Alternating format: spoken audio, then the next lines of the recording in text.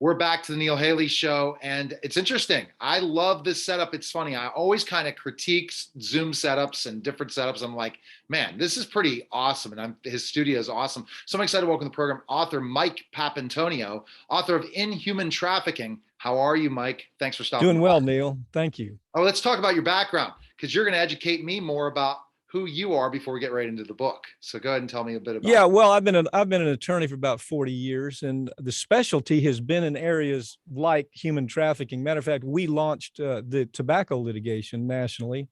I don't know if you remember that, but that started right here in my law firm. And we launched the opioid litigation that's going on right now, right here from this law firm, and probably about 50 of the largest pharmaceutical cases in the country originated right here. It's just everybody has their specialty, Neil. Ours is we don't do auto, auto and comp and that type of thing.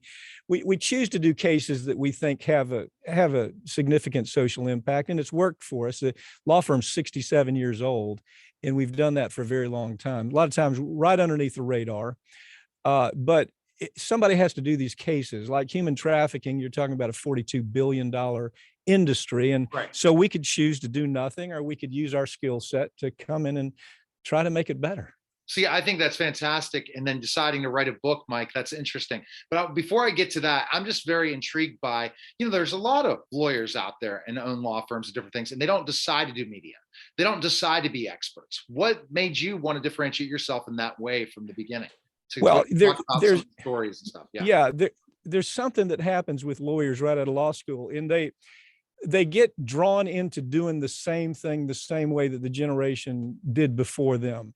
Fortunately, when I started practicing law, I practiced under a man by the name of Fred Levin, who for many, many years was known as, he was the premier trial lawyer in this country.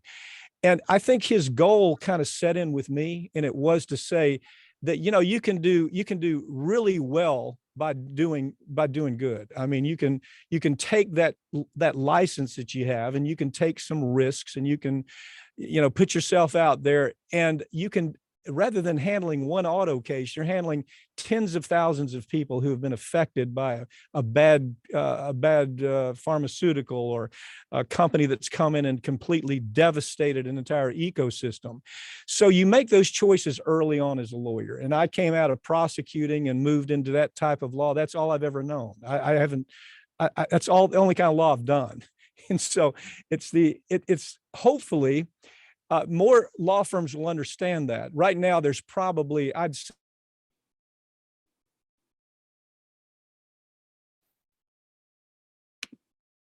arms, and it's where these books come from, Neil. The last book I did before Inhuman Trafficking was called Law and Addiction, and the one before that was called Law and Vengeance, and those were based on big cases that this firm handled. And I've simply reduced it into a fiction novel that I hope is entertaining, but at the same time, I hope they come away from that novel understanding more about that topic. Yeah, and I think that's an important thing when you say more about that topic, and that's something it's horrible what's happening. And so making yourself, before we talk about the book, making yourself really your law firm to help in these cases. Is this something, it's a mission of yours because of how awful the certain circumstances? Yeah, we filed the first big case, the first human trafficking case in the country up in Ohio.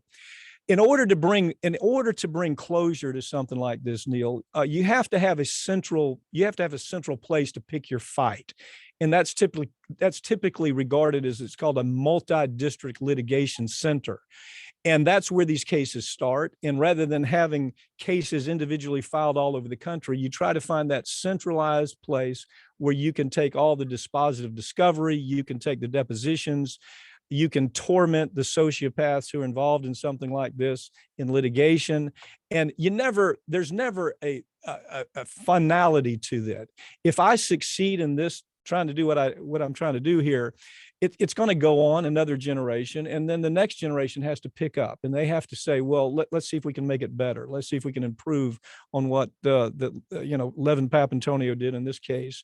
That's always been my thought, and I know it sounds Pollyannic, but it's not. It's genuine. Every day I wake up and I think, well, this is an exciting day that I'm having. I'm not waking up saying I'm going to do a workers' compensation case or an automobile case or a divorce case. These are cases that you get excited about doing, and it keeps you interested in practicing law. All right, so let's kind of jump into this, Mike, the book. You said you wrote another book before, and that you said this is this one. What makes you excited about this? Well, I think here's what gets me excited. I think this is a topic that's been ignored for way too long. Way too long. I think what most people don't understand is what we would refer to as corporate media. You know, the ABCs, NBCs, CBSs, they've become dysfunctional. They really have. I mean, I've been in the media business most of my adult life in some form or fashion.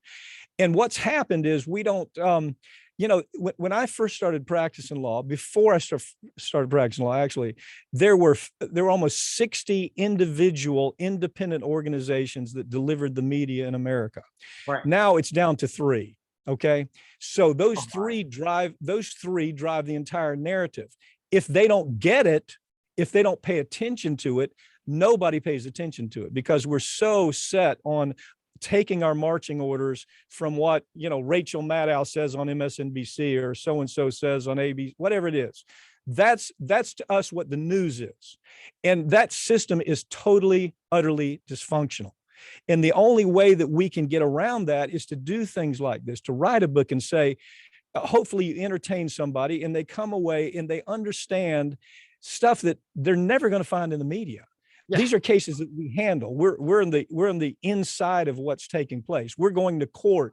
We're walking away from court, and I'm writing a chapter about what happened and spinning it into that fiction story.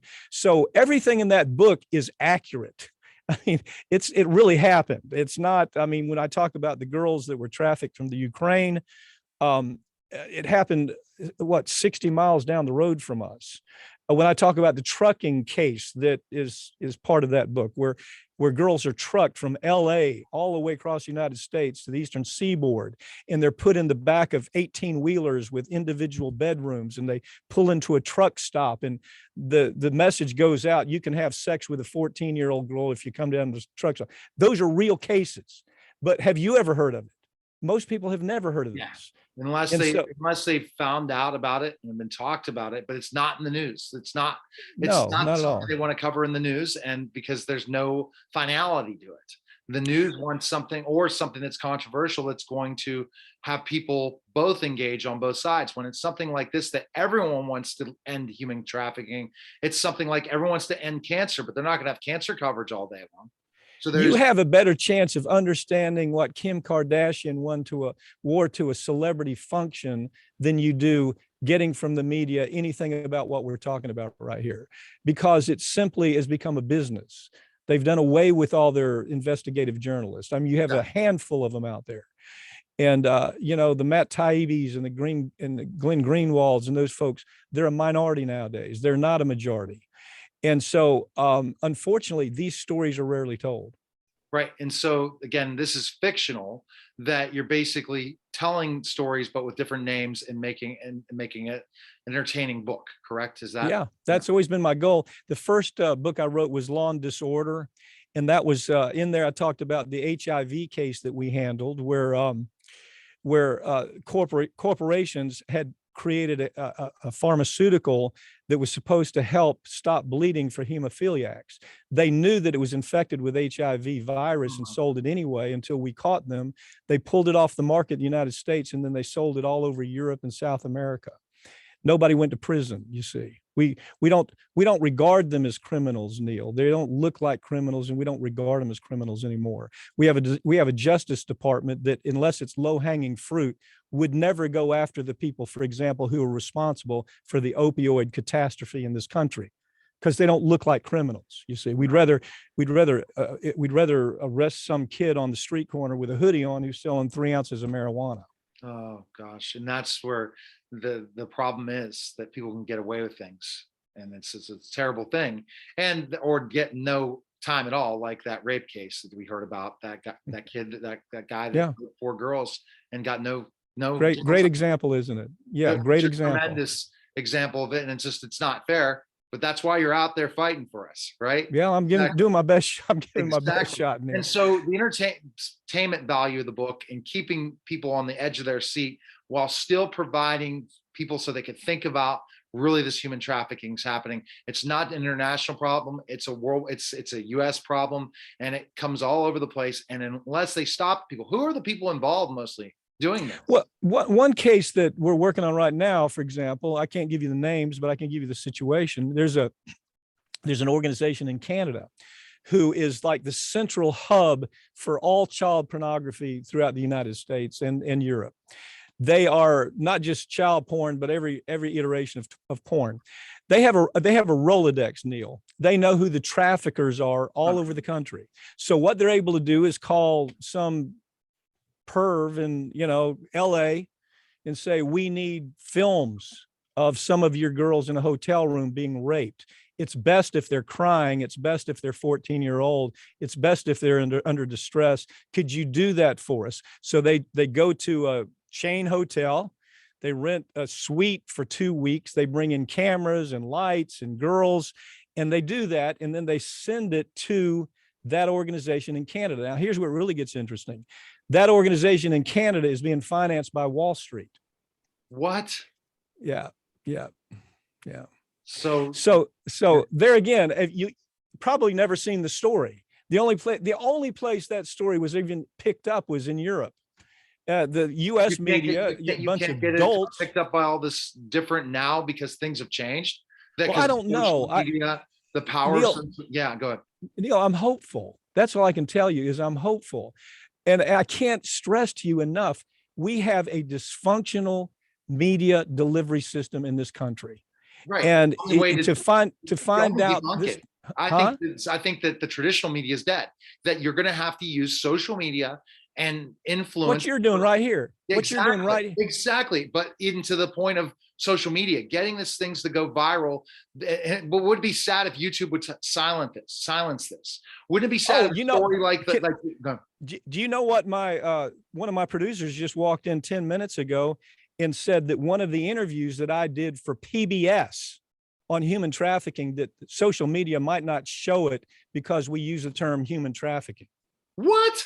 So is there a politically correct way? It's all part of, what I call the snowflake cancel culture that we think is good for us. It's killing us. So what are they calling it instead of human? Well, I don't know. I haven't figured that out. We need to have another conversation offline again and see how we can do something. I haven't even figured out what passes the smell test for these buffoons that are running, and metering the YouTube or Twitter or whatever. It's like you have a bunch of morons at the controls. How would you not tell this story? Right. How would you say no? So maybe the celebrities, there's celebrities out there helping in that process. Dean Cain, I've had on my show talking about it. He's a really big proponent of ending human trafficking. And there was another guy that got in trouble, but he's a great foundation involved in it. I can't think of his name. I interviewed as well. That's big on that process, but there's not enough out there. I got educated by talking to them, but I knew certain things, but this is ridiculous. And you're the one person trying out there, but that story you just told me, is that available? I know we were supposed to. No, the story the only place you're going to find that story is in the lawsuits that we filed. Oh, till it gets through, you'll never see that story. Listen, Neil, how much did you really know about the opioid crisis until we filed that lawsuit? Did you know that there were CEOs making decisions, understanding that 150 people were dying every day from drug overdoses, and that their salespeople were sending them emails saying, we have a catastrophe in the area that I'm working. We're having 10 deaths a day. No, because they're dying on our product. I did not know that. Of course not. No. I mean, we knew opioids were addictive. There were doctors out there telling it, kind of like the COVID thing, which I'm not going to get into in this conversation, but there are alternatives to the memorandums out there involving COVID. Maybe at one point in time, you'll be litigating that once this whole thing goes through. I'm telling you. Bobby Kennedy and I used to do a show together, called Ring of Fire. I think he's got a book coming out. I'd love to interview Bobby Kennedy. So yeah, you ought to. I think my guy can set, I think one of our folks can set that up for you, but he's asking questions about the whole, God forbid we should ask questions, right? But see, they call that conspiracy when they say people like Bobby Kennedy. But come on now, what is conspiracy? What is truth? Because people with power, as you know, as a lawyer, can control the whole narrative. The more money you have, the more you can get away with things. It's called the golden rule. The person with gold makes all the rules. Look, all right, so give us the storyline quick of the book. I love this conversation. The book starts off with what, as I said, happened. Look, here, there's an entire industry. This is where the book starts out. They send folks to Ukraine, maybe. They interview folks at Ukraine. They say, how would you like to be part of the service industry? We can get you an H-2B. Come over to the United States. You'll be an H-2B worker, and we're going to start you in that business. So the book begins with that story. It begins with the girl who's brought over here believing that she's going to be in the service industry. She starts off for 2 weeks at a restaurant. Then she's moved to a strip club, and then she's a greeter at the strip club. They say this is called the step up, Neil. This is called the step up. They tell them, well, how would you can make more money if you'll, rather than be a greeter, dance, if you'll dance on the pole. And then, oh, yes, you can make more money if you'll come off the pole and meet Tom out here in the audience. And once she meets Tom, it's all over. We never see them again. Their life in trafficking is maybe 5 years. They'll live 5 years till they die of overdoses, till they die of sexually transmitted disease or suicide or homicide. So that's just part of the story. We know that happened down the road from us. Okay. Now, north of us is the trucking business. And the trucking business that I just described to you is going on as we speak, because these big trucking stops, they love to bring in business. If they can bring truckers in there, they sell fuel, they sell food, they sell rooms. I mean, it's all about money, Neil. It's not some cat out on a street corner who has 2 girls working for him. No. That's the most misunderstood issue about trafficking ever. And then the mafia is involved, meaning like the Russian mafia and stuff like that are involved a lot in that. There was a movie on, I think, Netflix that I watched before, or Amazon, but also I'm thinking of these stories and what you brought up about other instances about the human trafficking problem and process, but it's just not out there. And they've done shows on this too, right? Exactly. I think that they highlighted that in a TV program, but it doesn't matter as long as the mainstream media, they're thinking this is not real when it's real. And that's what you're trying to get your book to do. Yeah. Yeah. Well, look, there's so many parts to this. What do you think? Look, I used to appear on MSNBC with a fellow named Ed Schultz. You remember Ed Schultz? Yes. How did you get along in MSNBC? Because I think at times you could have been butting heads. Oh, that's what I'm about to tell you. Every time I'd want to tell a story about one of their advertisers, I'd be in the short count, 10, 9, 8, 7. Pap, we got to go to another story now. And they'd throw out something like constitutional law, because I was getting ready to talk about one of their advertisers, Bayer Corporation or Merck Corporation, and how it was killing people, how people were dying because of their products. So they would stop the segment, and the story would never be told, because Merck or Bayer was paying them $10 million a year to advertise. That's what you have with corporate media right now. That's where you are. I do a show, of all places, on Russian television. RT America is where I do a show called America's Lawyer. Why do I do that? Because nobody tells me what I can or can't say. No, but even when I did stories about Putin and his involvement in Ukraine, nobody said you can't do that story. Really? So Russian media is not. No, it's the most misunderstood issue. Look, turn on MSNBC and you would think the Russians are getting ready to invade any moment. Listen to Rachel Maddow, who, by the way, So China and Russia, that's not true in your take that China's ready? Come on, man. Are you kidding me? It's all about, we're getting way off topic. Yeah, I love it. I'll have to be back on and talk again and come on. Okay, so let's go back to the book. I like this. Okay, so basically I was saying you're talking about different ways, the truck stops, different places for human trafficking, a way to strip clubs use it in a way to attract and then move them out into something else. Yeah. This process. Sure. And what about the adult industry? How much human trafficking is happening in the adult industry as well? You know, here's where people misunderstand. They roll all pornography into this. Now, there are plenty of women who are trafficked that say it's a big part of it. It probably is, but it's not nearly as big as all of the nuanced things that I'm talking to you about, like a hotel chain that knows that they're the place to go for, for any organization that wants to do films in their, in their hotel, or go to Vegas, for God's sakes. They've got entire floors in some of these hotels where they have women up there for the folks they call whales. Whales, somebody that comes in there and loses $1 million gambling, and they have girls available for them. There's all types of iterations. I get the porn industry. Yeah, I guess it's a part of it, but it's not nearly the part that everybody thinks it is. For example, the example I gave you of the trafficker who takes the girls, his trafficked girls, to a hotel room and shoots these films of whatever, these folks in Canada want. They're the central distribution, right? Okay. A woman who makes the choice to do that, she says, this is what I do for a living. Okay. I choose to do this for a living because I make good money. Well, she may get paid $600 for sending that up to be used. She does that by choice. These traffickers have these girls that, they don't get anything from that. No. Other than their lives in total abyss. But so the porn industry, they choose to do that most of the time. Now, is there a place where the two come together? Absolutely, there is. But is that the major part of the problem? No. The answer is no, I don't think it is. So find it out. So people will be entertained, but also based on the characters and what you've done, but also really know, oh my gosh, this is really happening. And that's your hope, your goal, right?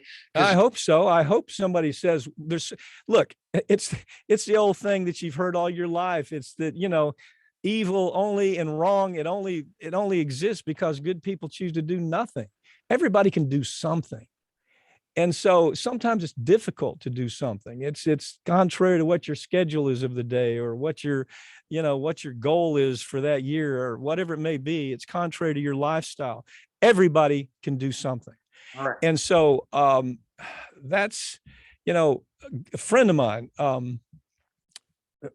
well, let me just tell you this, the civil rights issue, for example, we think that there was only one thing or maybe two things that brought all of that to culmination. We think that, okay, it was Rosa Parks, or it was some folks that wanted to sit at a cafeteria and they were told they had to leave.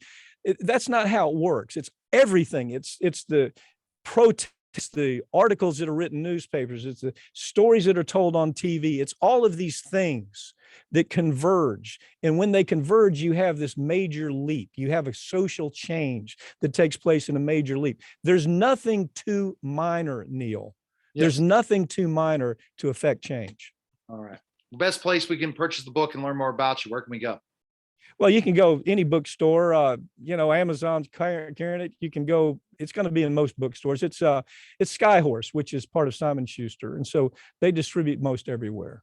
And we appreciate it. And best place, do you have your own podcast and stuff? You say I have a show called America's Lawyer, but I don't pitch it there. You could go to MikePapantonio.com and you could learn everything you want to learn about the book. All right. Well, we appreciate it. And thanks, Neil. Thanks a lot, man. It was fun.